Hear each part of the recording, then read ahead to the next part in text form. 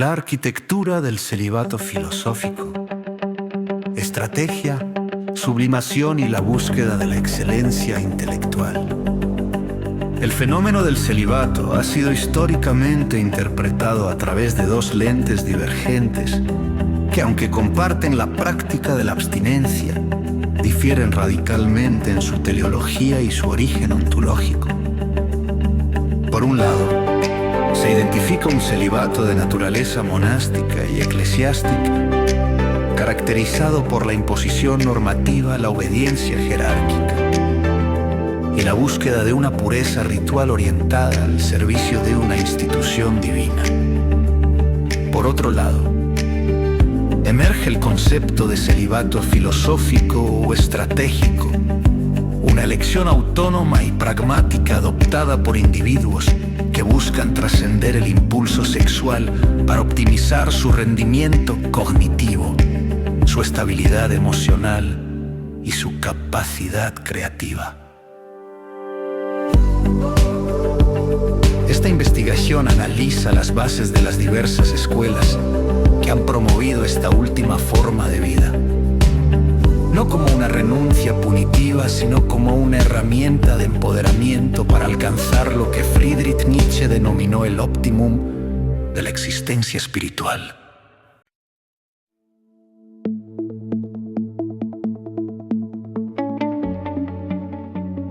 Divergencias fundamentales. El celibato como norma versus el celibato como estrategia. La distinción entre el celibato impuesto y el promovido por beneficios personales es esencial para comprender la historia de la filosofía occidental y oriental. El celibato monástico se consolidó a través de una serie de concilios y decretos que transformaron una práctica opcional en una obligación legal para el clero. Eventos como el Concilio de Elvira en el año 303 y el Segundo Concilio de Letrán en el año 1139 establecieron barreras infranqueables entre la vida conyugal y el ministerio sagrado, impulsados en gran medida por la necesidad de preservar la propiedad de la Iglesia y cumplir con leyes de pureza ritual, heredadas de tradiciones antiguas. En este contexto, la abstinencia es un sacrificio exigido para mantener la integridad de la estructura eclesiástica. En contraste, el celibato filosófico surge de una convicción interna sobre la economía de la energía humana. Las escuelas filosóficas, desde los pitagóricos hasta los estoicos, no veían la abstinencia como un fin en sí mismo, sino como un medio para liberar al intelecto de las perturbaciones de la pasión. Mientras que el monje obedece a una regla externa para alcanzar la santidad, el filósofo elige la continencia para asegurar su independencia mental y su soberanía sobre sí mismo. La siguiente tabla detalla las diferencias estructurales entre estos dos modelos de abstinencia. El dilema de la abstinencia entre el espíritu y la razón. A menudo confundimos el celibato con una única imposición religiosa, pero la historia nos revela dos caminos profundamente distintos: el celibato monástico y el celibato filosófico. Mientras que el primero nace de un mandato institucional y votos de obediencia inquebrantables, el segundo surge de una elección autónoma y una autodisciplina puramente racional. Es la diferencia entre seguir una ley sagrada o diseñar un estilo de vida para maximizar el potencial humano. Sus objetivos, por tanto, operan en planos opuestos. El monje busca la pureza ritual y el servicio abnegado a su comunidad religiosa, entregando su identidad a un propósito superior.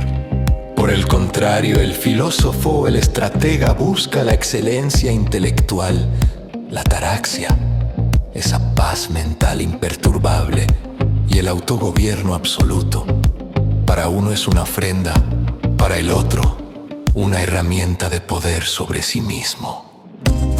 Incluso la forma de entender el deseo marca una frontera psicológica. En En la tradición eclesiástica, el deseo se percibe como una tentación o un pecado que debe ser purificado constantemente. Sin embargo, desde la óptica estratégica, el deseo no es un mal, sino una distracción o un gasto energético ineficiente. No se trata de moralidad, sino de economía de la energía. No malgastar el foco en aquello que nos aleja de nuestra obra.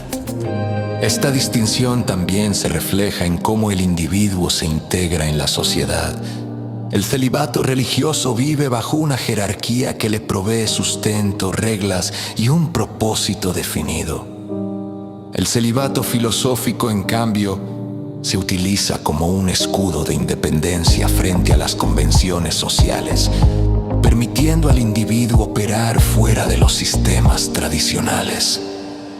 Finalmente, mientras que el compromiso monástico suele ser permanente, sellado por votos irrevocables, el camino estratégico es flexible. Puede ser temporal, cíclico o simplemente una fase adaptada a periodos de alta creatividad. Es, en esencia, un sacrificio con fecha de caducidad diseñado para alcanzar una cima intelectual específica, volviendo el control del tiempo la forma definitiva de libertad. La tradición pitagórica. Purificación y armonía. Matemática, la escuela pitagórica, fundada en el siglo VI antes de Cristo, representa uno de los primeros ejemplos de una comunidad que utilizaba el celibato como una técnica de optimización espiritual y científica. Para Pitágoras, el universo estaba regido por principios matemáticos y la comprensión de estas verdades exigía una mente libre de turbulencias sensoriales.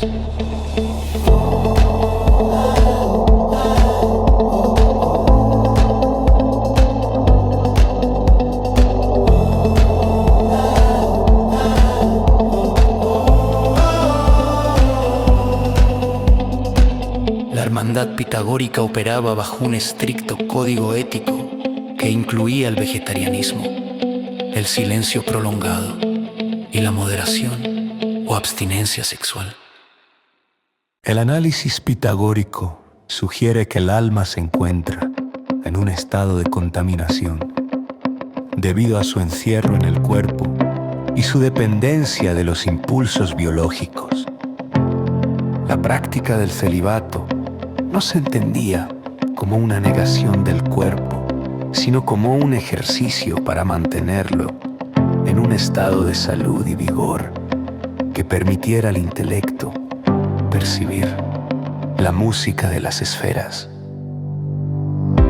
Los iniciados debían pasar por un periodo de 5 años de silencio absoluto, durante el cual la energía comunicativa y sexual era redirigida hacia la introspección y el estudio de los números. Esta reorientación de la energía tenía una base en la creencia de la metempsicosis o transmigración de las almas. Se consideraba que la satisfacción desenfrenada del impulso sexual encadenaba al individuo al ciclo de nacimientos y muertes, mientras que la autodisciplina permitía al alma ascender hacia niveles superiores de realidad. El celibato pitagórico era, por tanto, una estrategia de ahorro energético para la liberación final.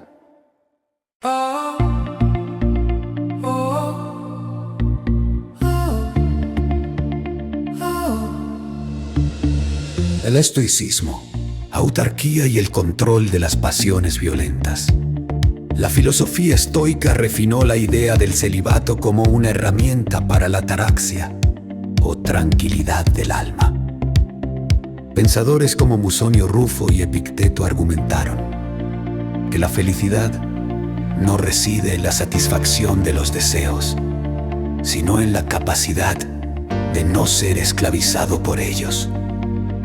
En este marco, El impulso sexual se clasifica a menudo como una pasión violenta que amenaza el equilibrio y la integridad del juicio racional. Musonius Rufus, a menudo llamado el Sócrates romano, enseñaba que el filósofo debe entrenar tanto el cuerpo como el alma para resistir los placeres que ablandan el carácter. Aunque no prohibía el matrimonio, insistía en que la actividad sexual debía limitarse estrictamente a la procreación dentro del vínculo conyugal, condenando el sexo recreativo como una pérdida de autocontrol que degrada al ser humano al nivel de los animales. Para Rufus, el celibato parcial o total era una forma de resistencia muscular del alma contra la decadencia moral de la sociedad romana. Epicteto. Por su parte, destacaba que el filósofo tiene una misión cínica y pedagógica que requiere una libertad total de las obligaciones familiares. El compromiso con la verdad y la enseñanza es tan absoluto que cualquier distracción, como la preocupación por la esposa o los hijos, se considera un obstáculo para la función social del sabio. Aquí, el celibato no es una norma religiosa, sino una decisión profesional de alta alcurnia. El filósofo se mantiene célibe para estar disponible para la humanidad entera, convirtiéndose en un padre espiritual en lugar de uno biológico.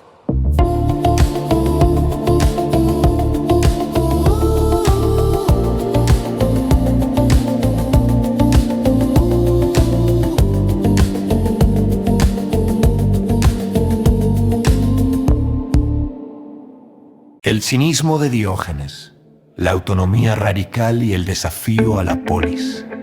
Diógenes de Sinope llevó la noción de independencia a su extremo más radical. El cinismo no promovía el celibato como una regla de pureza, sino como una manifestación de autarquía o autosuficiencia total.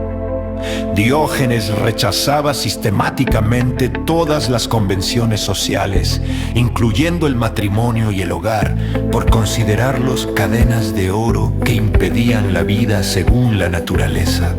Su famosa anécdota sobre la masturbación pública ilustra perfectamente su visión del impulso sexual. Al ser criticado, lamentó que no fuera tan sencillo calmar el hambre frotándose el estómago. Esta provocación no era una defensa de la lascivia, sino un argumento a favor de la simplificación de las necesidades. Si el impulso sexual puede ser satisfecho de manera autónoma y sin complicaciones sociales, el filósofo queda libre de las manipulaciones del deseo, el cortejo y las responsabilidades económicas del matrimonio. Para el cínico, el celibato o la desvinculación afectiva es el precio de la libertad absoluta.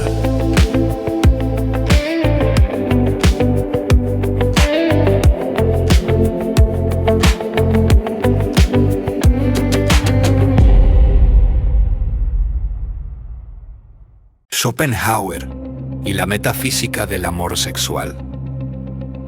En el siglo XIX, Arthur Schopenhauer proporcionó una base metafísica profunda para entender por qué el impulso sexual es percibido como un enemigo por el intelecto. En su obra maestra, El mundo como voluntad y representación, Schopenhauer identifica a la voluntad como una fuerza ciega e insaciable que es la esencia de toda la realidad. El impulso sexual es, para él, la objetivación más pura de esta voluntad. Es el foco de la voluntad y el polo opuesto al cerebro, que es el representante del conocimiento. Schopenhauer describe el impulso sexual como un demonio malévolo que busca derrocar todo lo racional y serio en la vida del hombre. Su Su análisis sugiere que lo que llamamos amor es en realidad una ilusión o estratagema de la naturaleza para asegurar la reproducción de la especie a expensas de la felicidad individual. El individuo cree estar buscando su propio placer, pero en realidad está siendo manipulado por el genio de la especie para producir la próxima generación con las mejores cualidades posibles. La lucha entre el genio y el genital.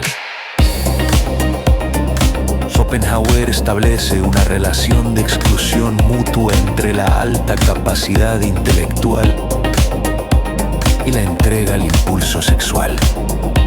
Utiliza la metáfora de un hombre ciego y fuerte que lleva sobre sus hombros a un hombre cojo que puede ver.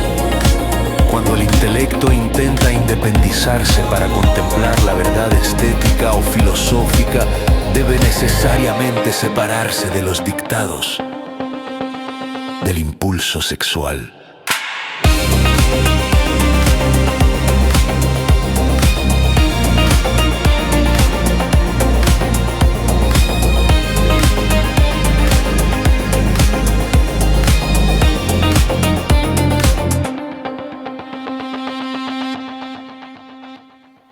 La anatomía de la voluntad.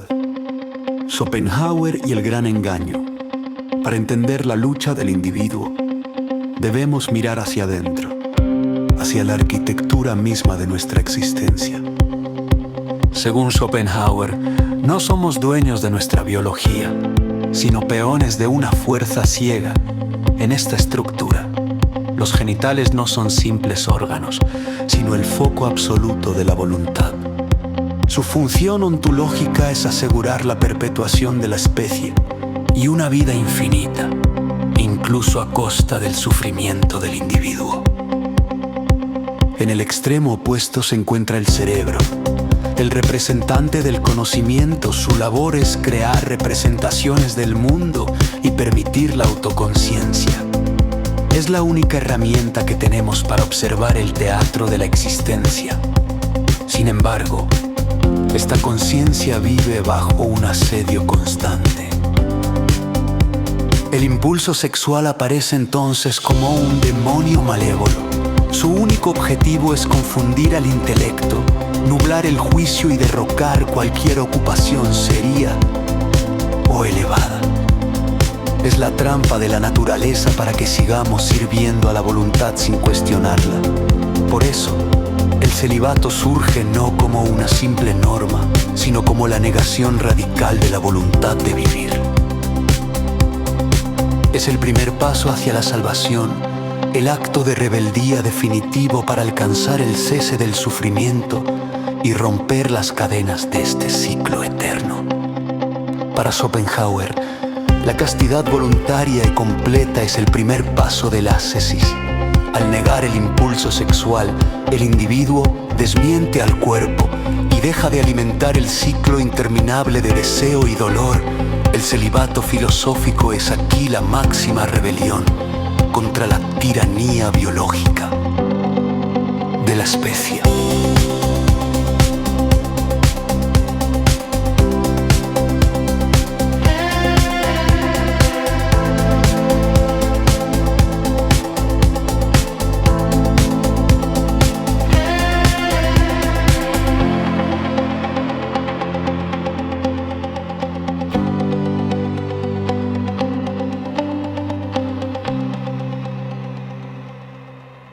Nietzsche y el óptimum del espíritu filosófico. Friedrich Nietzsche, aunque comenzó como un discípulo de Schopenhauer, transformó la visión del celibato en una afirmación de poder creativo. En la genealogía de la moral, Nietzsche analiza por qué los filósofos históricamente han evitado el matrimonio y han buscado el ideal ascético. Su conclusión es que el filósofo no busca el celibato por una aversión al sexo o por considerarlo pecado, sino porque instintivamente busca las condiciones que maximicen su sentimiento de poder intelectual. El filósofo, según Nietzsche, aborrece el matrimonio porque lo ve como un impedimento fatal en el camino hacia su realización. La vida doméstica, con sus preocupaciones triviales y sus demandas de tiempo, consume la energía que el espíritu necesita para su misión materna, la gestación de ideas. Nietzsche enumera a una serie de grandes pensadores que nunca se casaron para ilustrar su punto. La comedia del filósofo casado. Friedrich Nietzsche llevó esta idea a un terreno más afilado y mordaz. Para él, la imagen de un gran pensador rodeado de la domesticidad de un hogar no solo era extraña, sino directamente cómica. Sentenciaba con dureza que un filósofo casado pertenece a la comedia.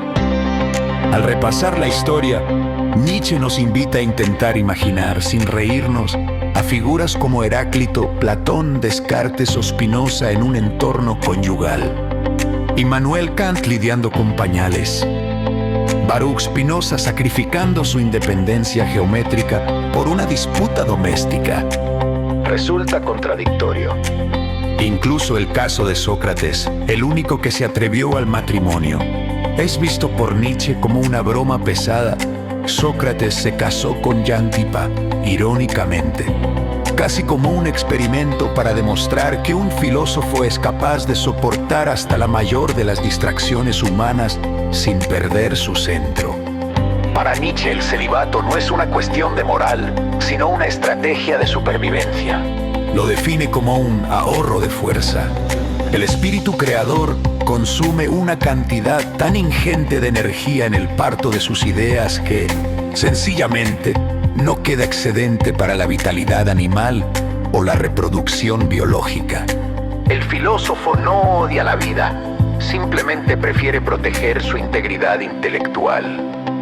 Es el ideal ascético, un acto de voluntad donde se prefiere querer la nada, la soledad y la abstinencia, antes que no querer o dejar que el fuego del pensamiento se extinga en la rutina de lo cotidiano.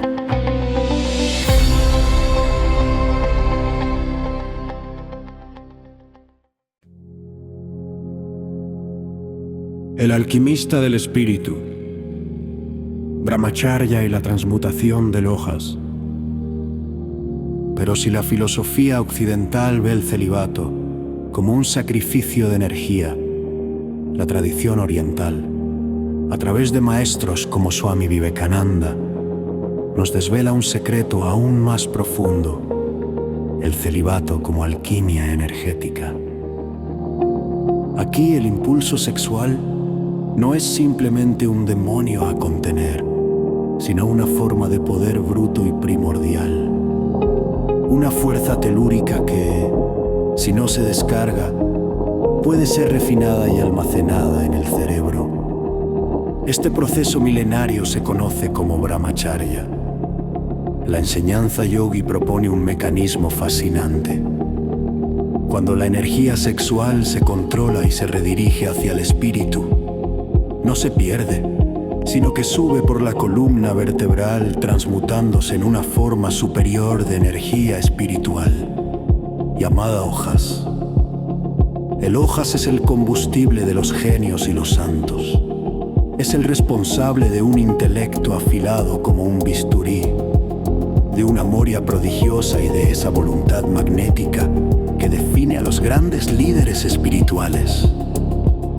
El propio Vivekananda atribuía su mítica capacidad para memorizar libros enteros con una sola lectura a su disciplina de 12 años de castidad ininterrumpida.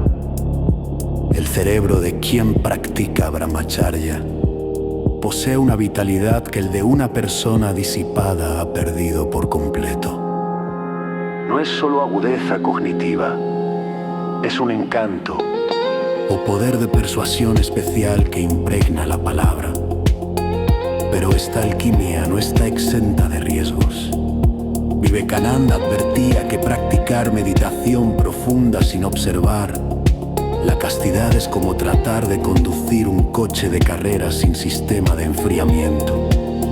La energía despertada, sin el canal adecuado, puede llevar a la inestabilidad mental o a la locura.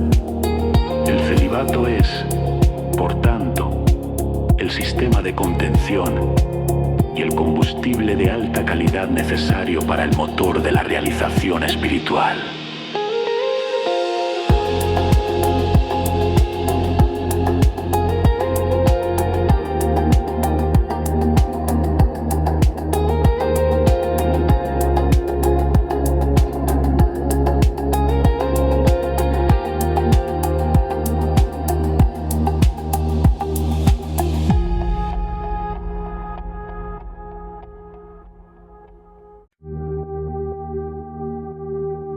El concepto de sublimación en la psicología del rendimiento. La ciencia moderna y la psicología han explorado este territorio bajo el nombre de sublimación, un término popularizado por Freud, pero cuyas raíces están en la observación filosófica de la redistribución de la libido. La sublimación se define como el proceso de desviar los impulsos sexuales hacia metas socialmente valoradas o creativamente productivas. Desde una perspectiva neurocientífica, la excitación sexual intensa puede interferir con los procesos de toma de decisiones y el pensamiento abstracto de alto nivel. Estudios indican que la gestión de la impulsividad y la capacidad de posponer la gratificación inmediata, incluida la sexual, están directamente relacionadas con el desarrollo de la corteza prefrontal y la inteligencia abstracta. El filósofo que elige el celibato está, en términos modernos, protegiendo su ancho de banda cognitivo de la interferencia que producen los picos hormonales y la dopamina asociada al ciclo de recompensa sexual.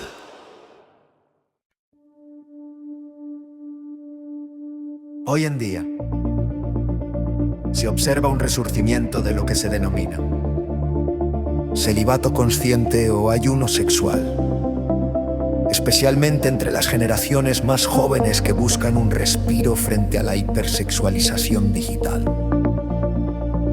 Este nuevo celibato filosófico no tiene una base religiosa, sino una motivación basada en la salud mental y la búsqueda de autenticidad.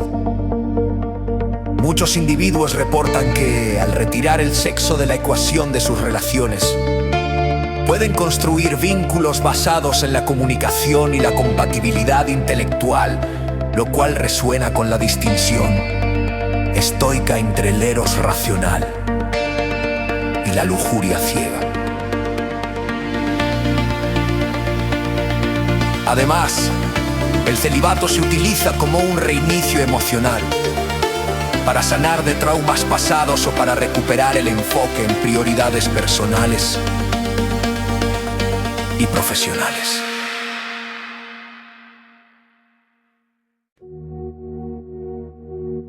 El recorrido por estas escuelas demuestra que el celibato filosófico no es una huida de la vida, sino una inmersión más profunda en ella, a través del intelecto y la creación. Lejos de ser una norma impuesta para limitar la libertad humana, se presenta como una estrategia sofisticada para ampliarla. El filósofo trasciende el impulso sexual no porque lo considere intrínsecamente malo, sino porque reconoce su potencia y prefiere utilizar ese fuego para iluminar su pensamiento en lugar de consumirlo en la satisfacción biológica. La bondad del celibato filosófico radica en su capacidad para otorgar autonomía frente a la especie, claridad frente al deseo y energía frente a la creación. Como sugiere la tradición, el éxito de esta práctica depende de la disposición interna, para quien lo elige como un medio de empoderamiento, el celibato se convierte en el cimiento de una vida extraordinaria, dedicada a agitos que, como diría Schopenhauer, pertenecen no solo a una generación, sino a toda la historia de la humanidad.